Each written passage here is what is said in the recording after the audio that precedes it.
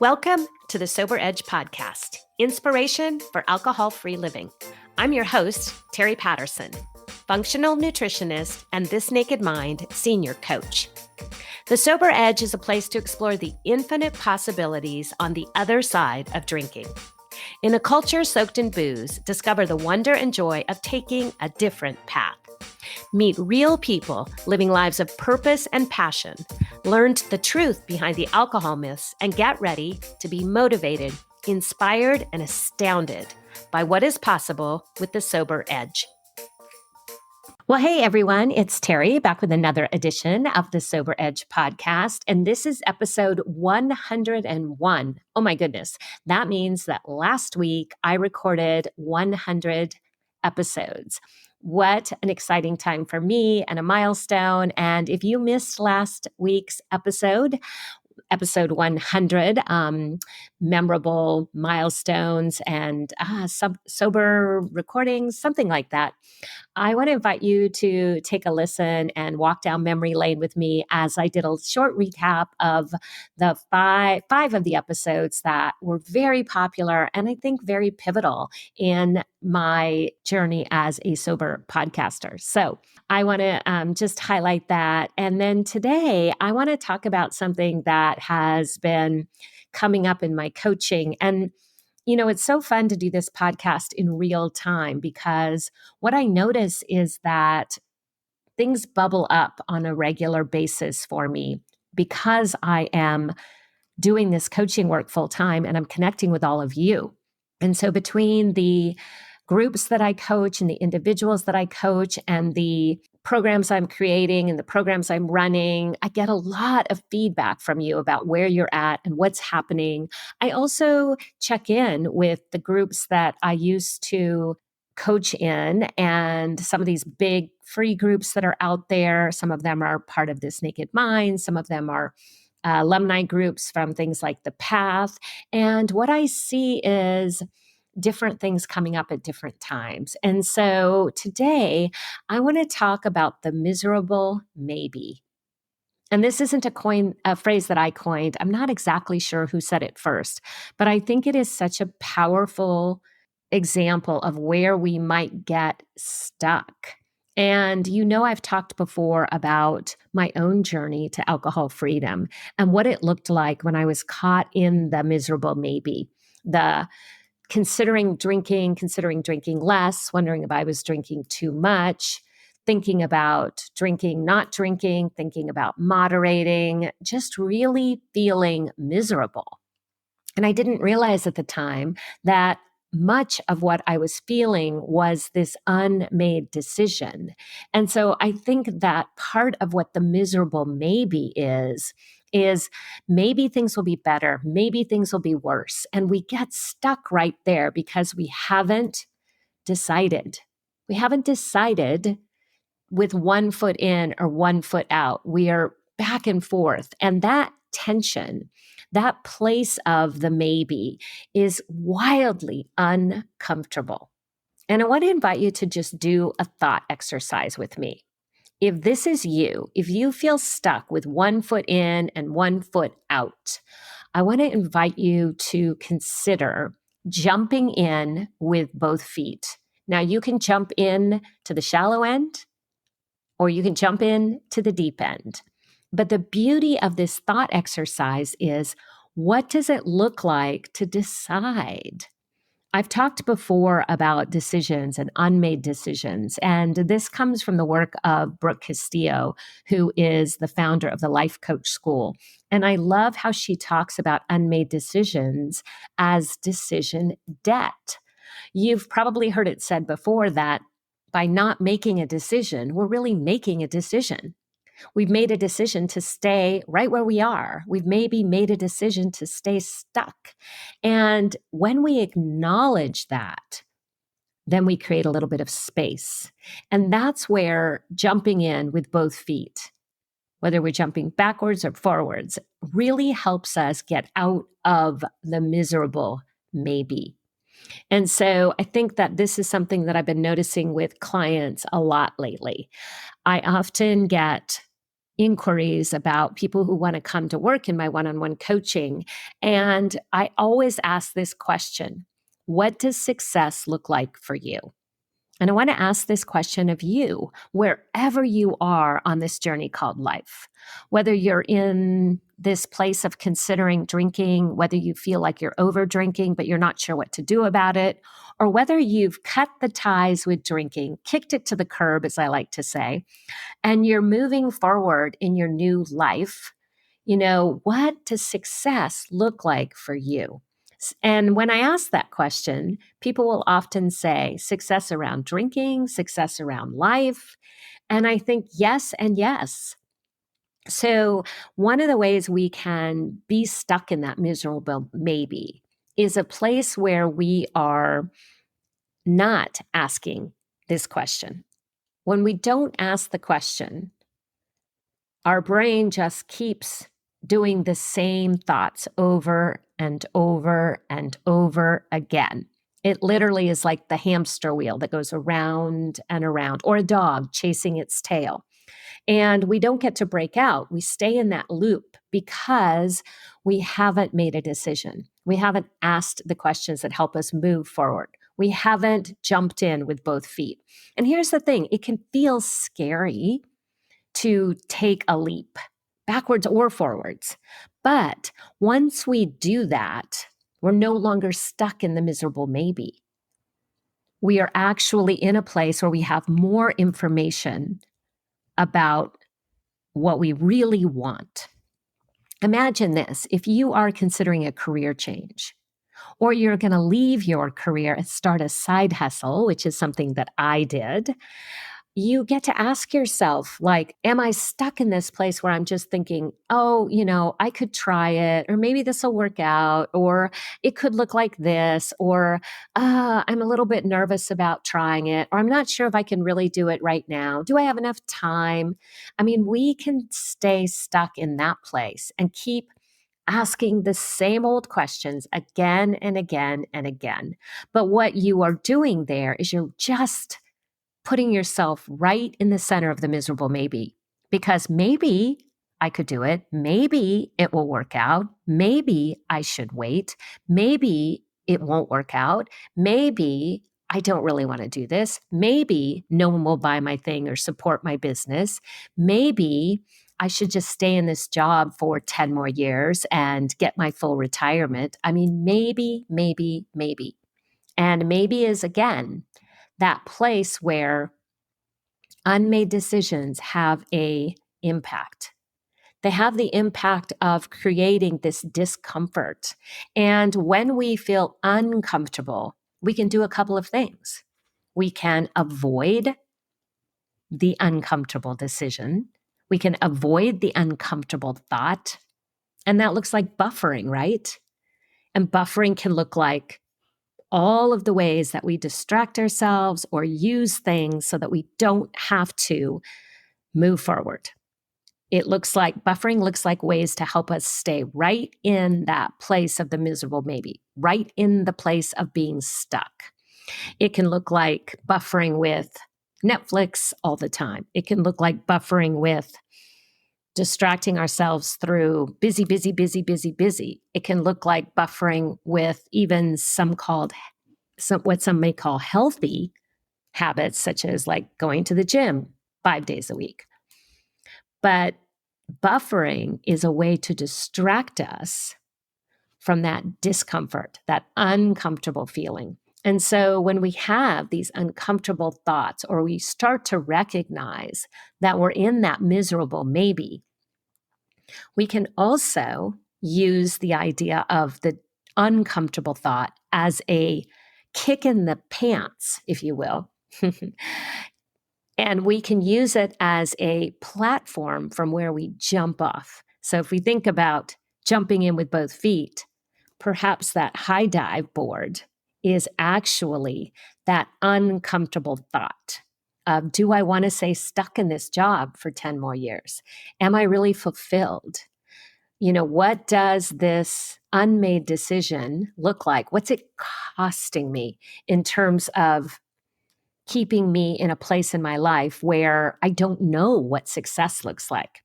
it's really interesting for me to ask this question on my discovery calls with potential clients, because what I hear is either I want to, drink less, but I want to, I don't want to say no. I don't want to close the door. I, want to be open to drinking occasionally. I want to be able to have a drink on a special occasion. And I want to ask you, does that sound like success, or does that sound like maybe being stuck in the miserable maybe?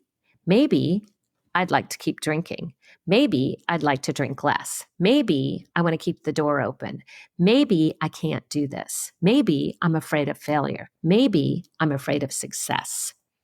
Do you see what I mean?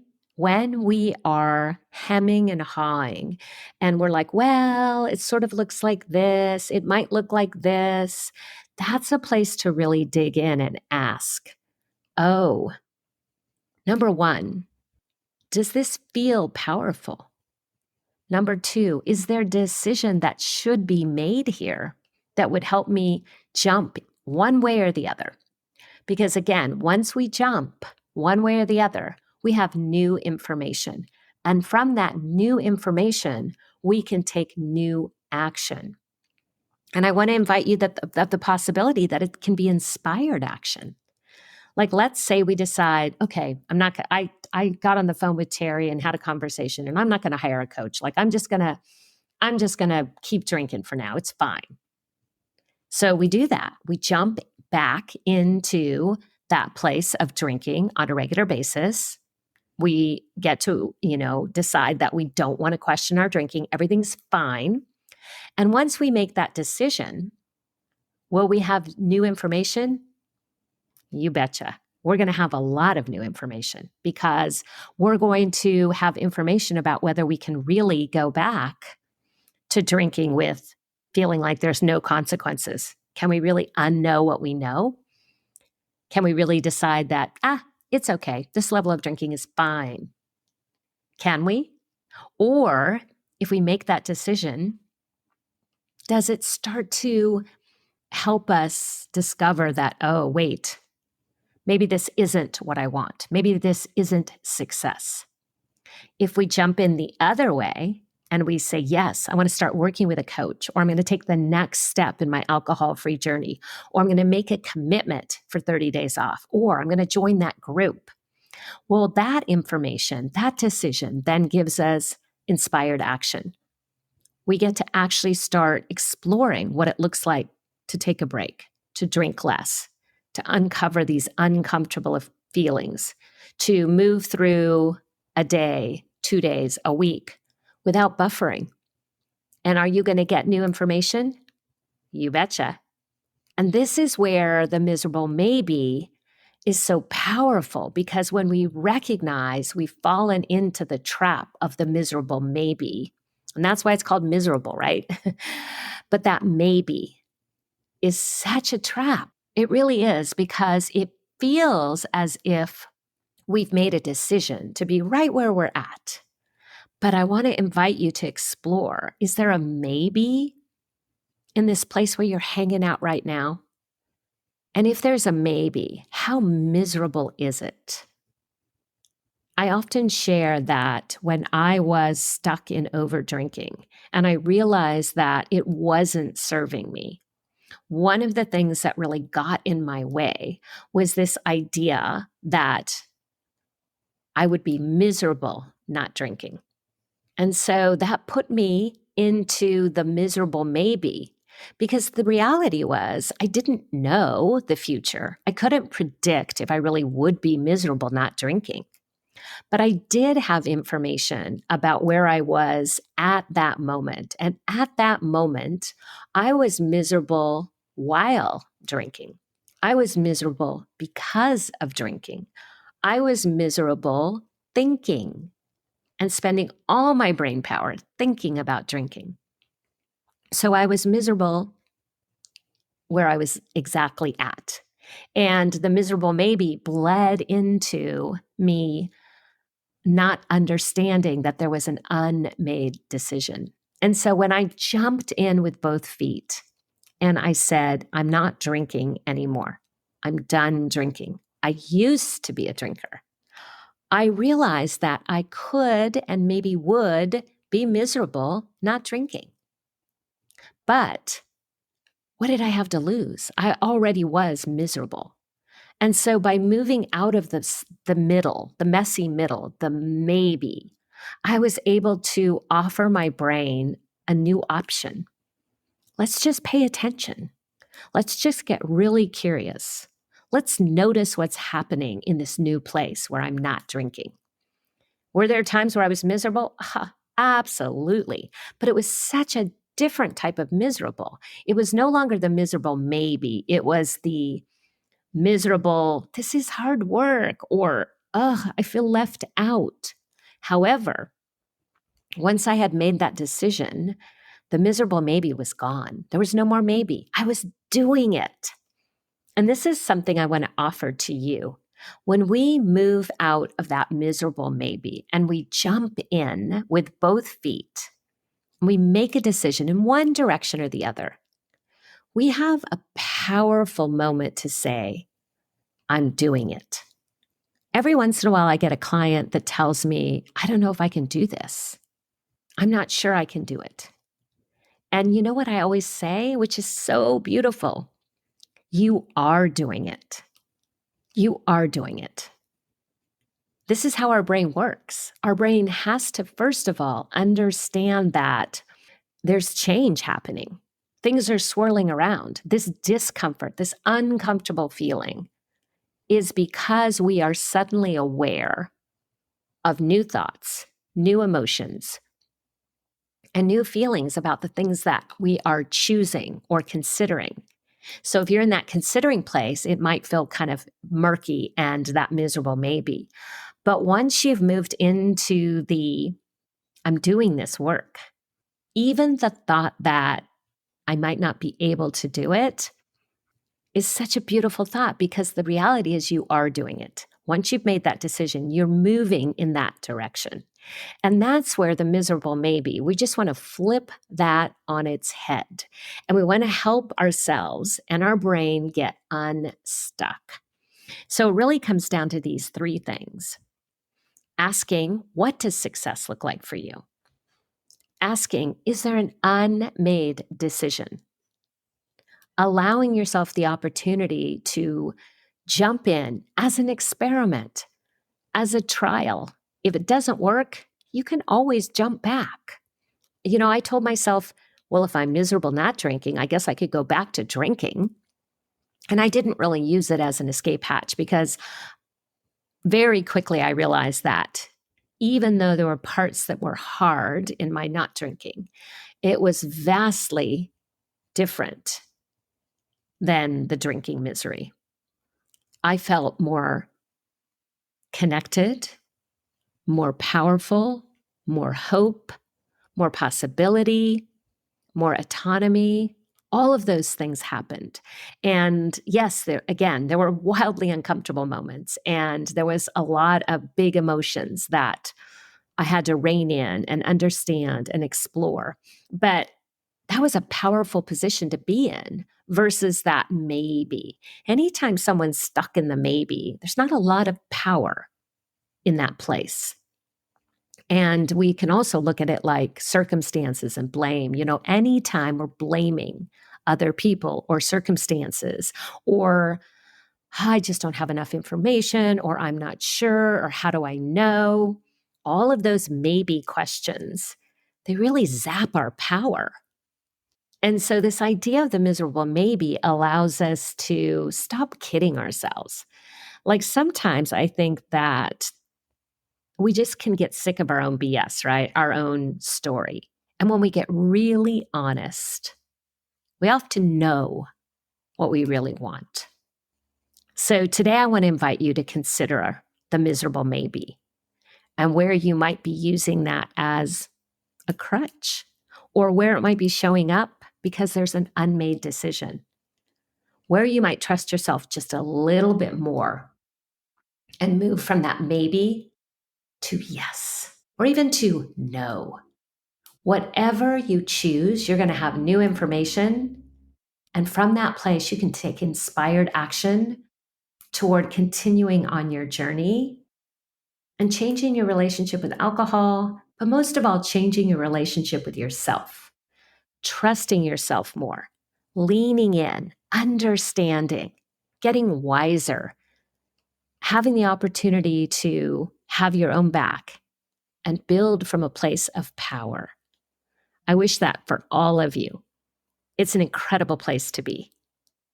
All right. Well, thanks for tuning in. I hope you have a great week. And I want to connect with you. So let me know how this is going for you. Where is your miserable maybe? What's coming up as you think about that? And what is your next inspired action? I hope this helps you move forward.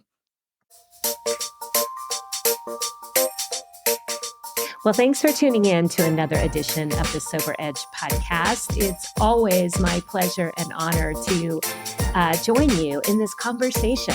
And one of the things that I have been working on recently that I wanted to share with you is my brand new guide, Stop Drinking in Your 50s and Beyond. You see, I was 55 when I decided to put down the drink and take up my new life. And I realized that the longer I do this alcohol-free living and the more coaching I do, coming up on 4 years now, I realized that many of us are drinking for different reasons, depending upon how old we are. And so I've created a guide called Drinking Through the Decades. And in this guide, it talks about the differences, whether you're in your 20s, 30s, 40s, 50s, 60s, and beyond, how we get tangled up in drinking and over drinking, and the number one lie we tell ourselves for each decade.